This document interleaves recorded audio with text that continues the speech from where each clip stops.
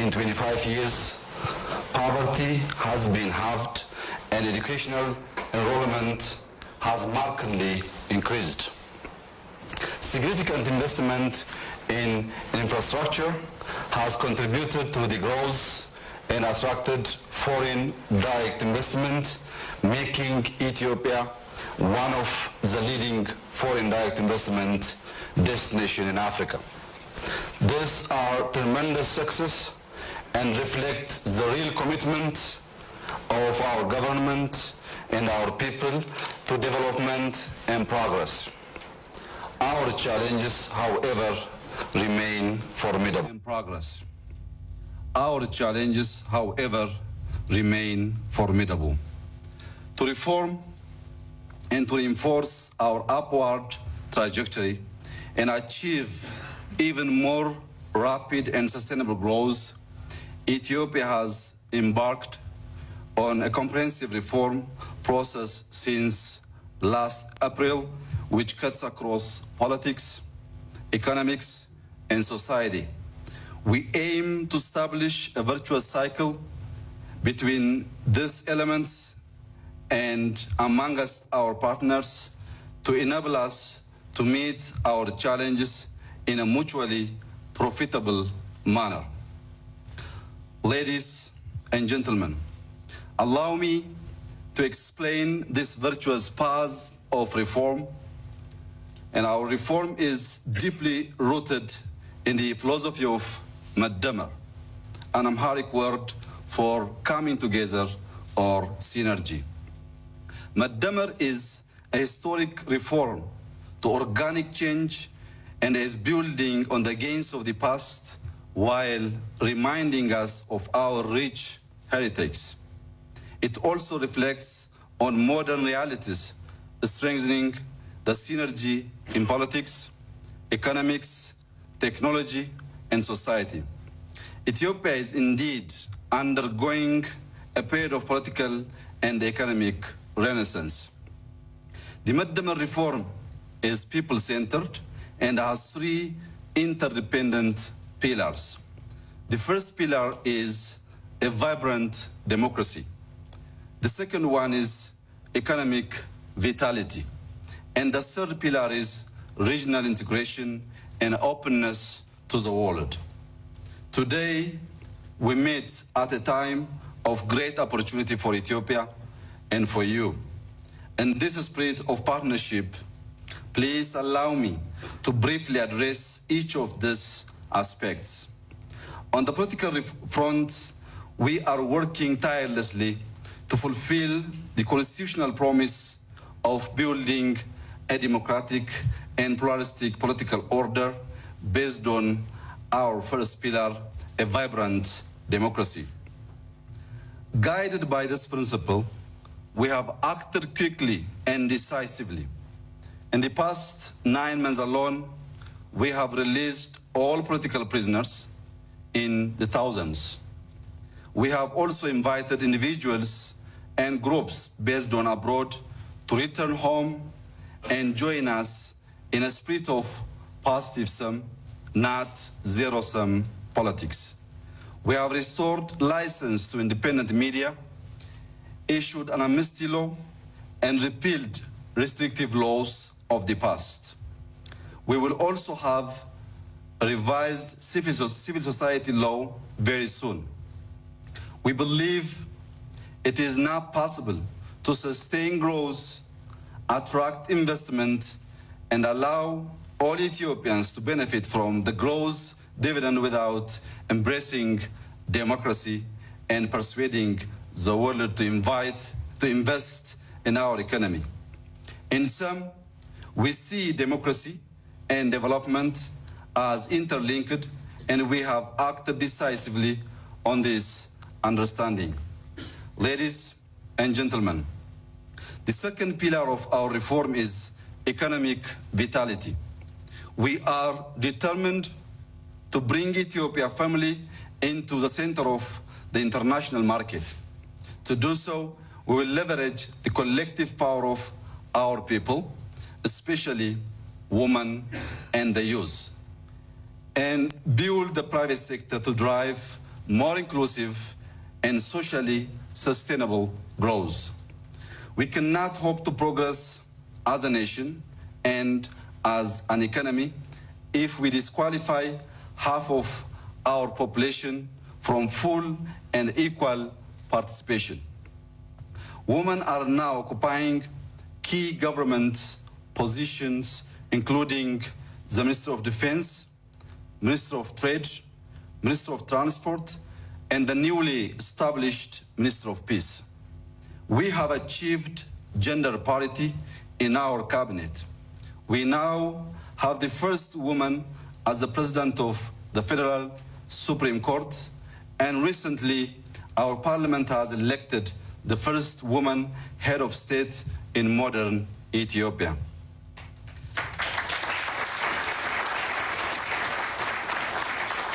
Thank you. This is important progress, but it is not enough. Ethiopia is a large market of over 100 million people, of which 60 million are under the age of 24. With 500,000 school leavers annually, our core objective is to sustain fast-paced economic growth and to create both more and better jobs. We must create the condition to enable a demographic dividend and to harness the potential of our young and energetic population. To do so, we have to invest in the aspirations of our youth by improving educational standards and create fresh opportunities through careful planning and strategic repositioning. This requires unleashing the potential of the private sector. Here are 4 steps that we are taking to make this not mere rhetoric but a firm reality. First, we will make it easier for small and medium-sized enterprises to grow and flourish, since they are the engine room of our economy. We are reprioritizing access to credit for SMEs, since 2/3 of our SMEs report not having access to finance. Second, we will ease and mainstream regulations needed to start a business and provide a better policy environment. We will make it easier to do business for everyone who wishes to invest in our country. Ethiopia is undergoing significant institutional reforms and is reviewing its investment code, commercial code, and other business regulations to enhance the ease of doing business in Ethiopia and increase our global competitiveness. Third, we will make the private sector an integral part of our economy, as it should be. Ethiopia is committed to reforming its state-owned enterprises and crowding in more private capital. We are committed to opening up the economy to international investors in telecom, logistics, energy, aviation, railways, and industrial parks. This has the added benefit of creating the space to reallocate government expenditure to social services. We are confident that international capital and expertise will deliver significant value for Ethiopians and contribute to our development agenda. Fourth, we will continue to foster public-private partnerships as we see this as more than merely a business proposition and a deal to be struck. We see it as the way to build balanced long-term partnership aimed at triggering faster economic growth and profit. At the same time, we will ensure our citizens realize their full potential and live a prosperous, healthy, and safe life. We therefore look to the next generation of public-private partnerships to be more balanced in delivering growth and yield and representing a fresh way to contemplate the relationship between business and government, and offering a shared formula for social and economic growth and inclusiveness. Ladies and gentlemen, the third and the final pillar of our Renaissance is regional integration and openness to the world. Regional integration and trade will be crucial to the future of our continent, allowing us to grow beyond primary commodities and accelerate our development. Addis Ababa is the seat of the African Union, and so must lead by example. Our determination explains our active engagement in discussions on the African Continental Free Trade Area and our sense of urgency to finalize Ethiopia's accession to the World Trade Organization. History has demonstrated time and again that neighbors with intimate, rule-based, and diverse trade and economic relations are unlikely to resort to conflict. That is why we believe integration must be viewed not just as an economic project, but also as crucial to securing peace and reconciliation in the Horn of Africa. The adage from our ancestor is, if you want to go fast, go alone. But if you want to go far, go together. In this spirit, Ethiopia has ended 2 decades of military settlement with Eritrea and is enhancing cooperation with neighboring countries and reconfiguring the geopolitics in our region. Ethiopia believes that an Africa at peace with itself can counteract the chaotic push of mass migration. As such, Ethiopia aims to increase the influx of smart capital into African continent. There is a strong case to be made for investing in our continent. Should prudently consider this option. If just 2% of the 40 trillion USD in OECD pension assets were invested into Africa over the coming 5 years, it would exceed the total foreign direct investment that we have seen in the last 5 years by more than 3 times. For investors considering the record of return, this offers higher than average rewards and diversification of risk. For Ethiopia, it would catalyze transformation. To realize this great opportunity, we appreciate the fundamental need to de-risk our politics and economics, which would reduce the premium sought by prospective investors. Part of that process is to build trust and confidence and to lead by example.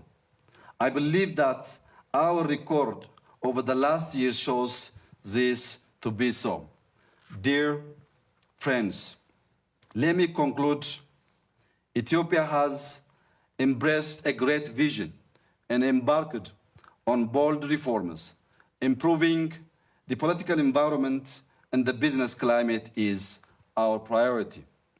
Building an open society and a vibrant economy is our shared aspiration and our proposition to you, but we must all act fast.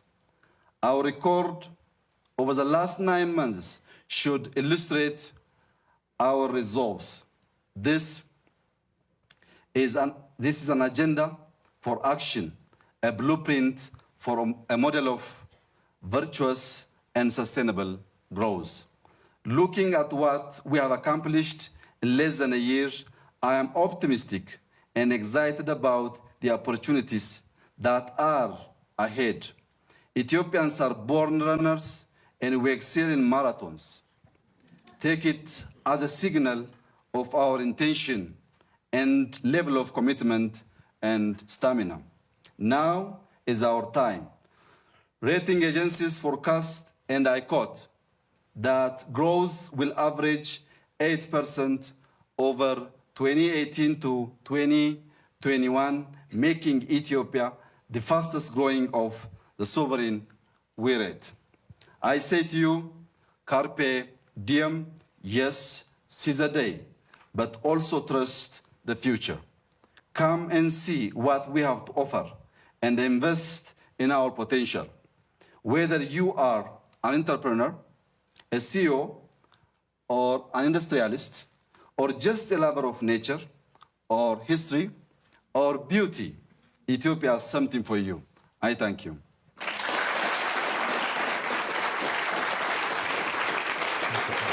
Great speech.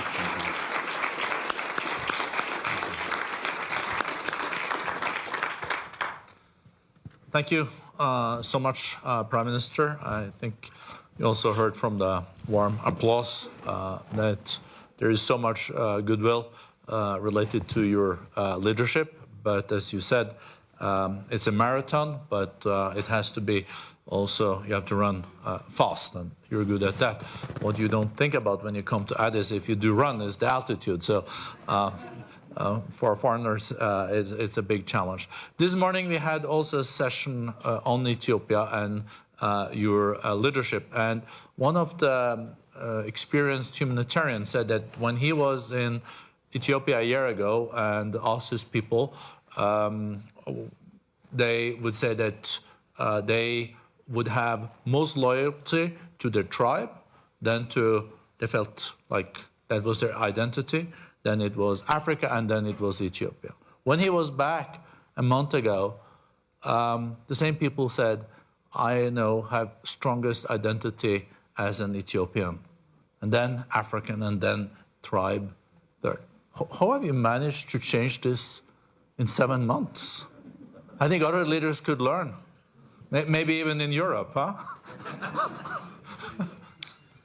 Some 9 months ago, the situation in Ethiopia, as you have stated, was very bad. The near possibility of state collapse, mainly due to the government respond to the public political and economic demand pushed the nation into dangerous course. What makes the situation more dangerous was the poor relationship among the leadership.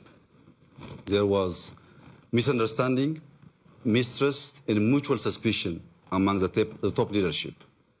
Due to this problem, we collect data from different sources.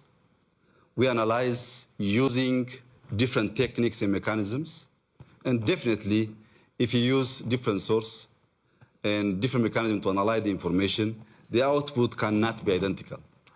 So having or seeing the problem from different perspective, we can't find a solution to solve the problem and to change the situation. To make long story short, when the situation gets worse, we sat for weeks to discuss and to evaluate as a party. Then we have achieved, finally we have achieved leadership change. Not only leadership change, but also peaceful power transfer, which is a very rare experience in Africa. Right after the change, the new leadership decided to listen from the public, the opinion, the grievances, so as to make a communal solution to resolve the current problem of that time. Then we have discussed with almost all corners of the country. We have traveled and we have discussed with the public to hear their grievances and their demands.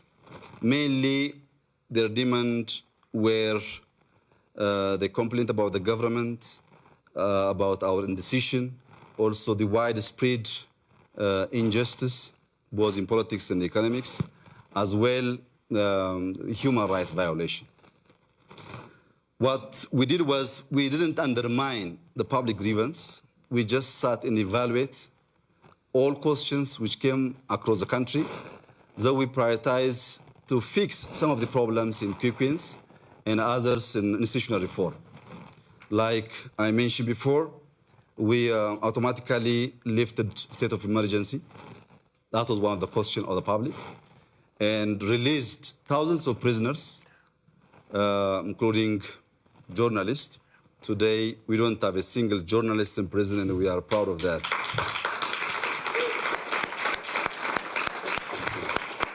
That's also rare these days, huh? If you are open-minded and open-hearted, you can learn. It's not bad sometimes to learn from Africa as well. Anyways, not only this, we also invite all opposition party. We're based abroad. Not only opposition party, but also waged armed struggle against the government. They all are back now. We don't have any opposition party abroad. We're discussing how to change the political landscape and how to make the upcoming election democratic, free, and a better one compared to the previous one.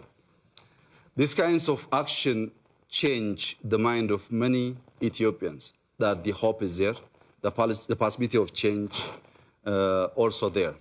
Then automatically, after we have done this sequence, we jump to institutional reform, including SSR reform, security service reform. It was one of the biggest complaints on security institutions and service.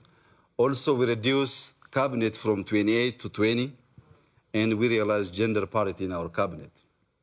So by doing so, we could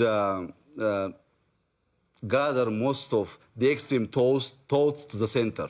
But still, we have to do more.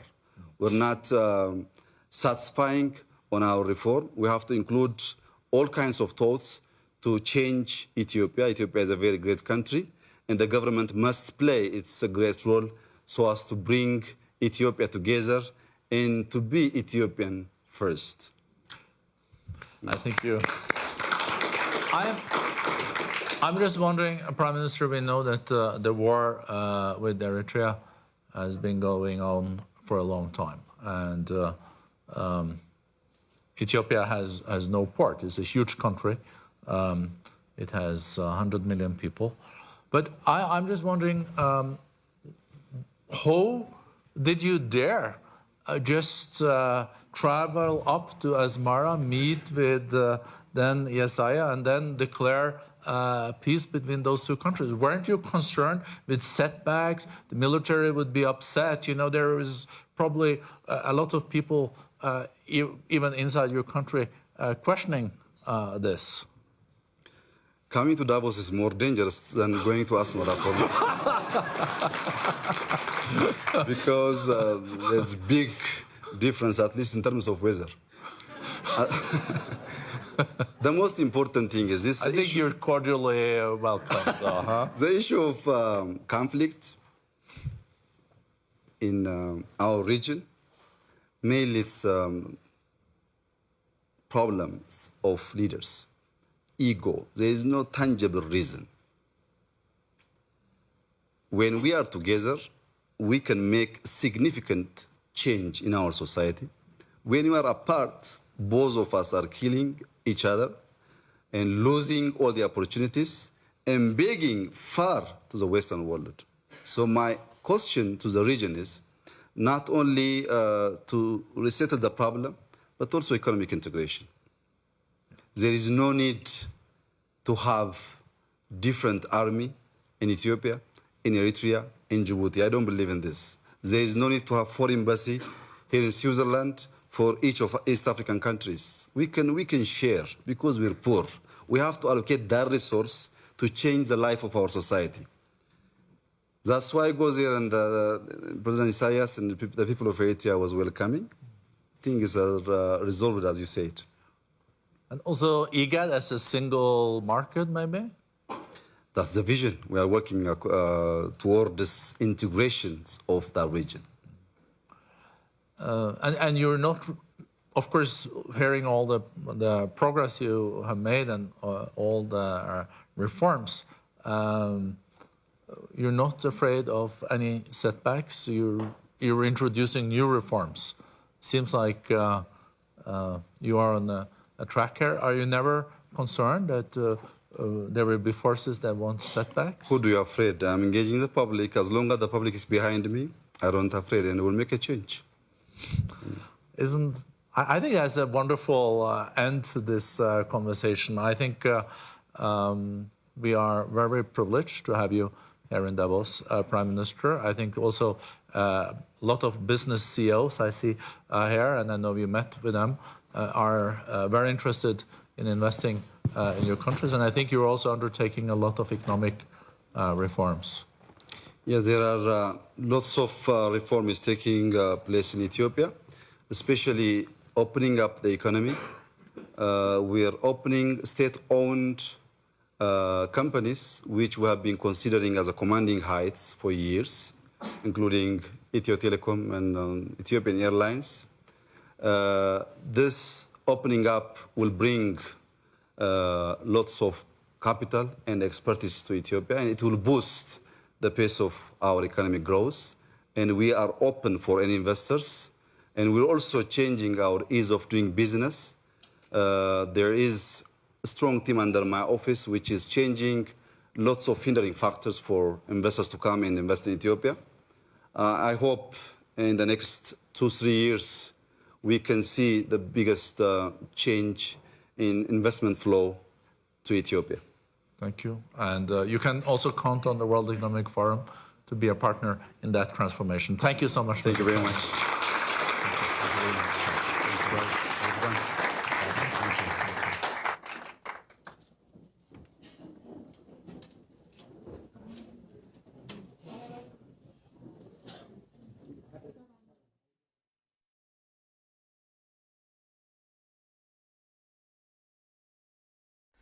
የኢትዮጵያ ቴሌቪዥን በተለያዩ አማራጮች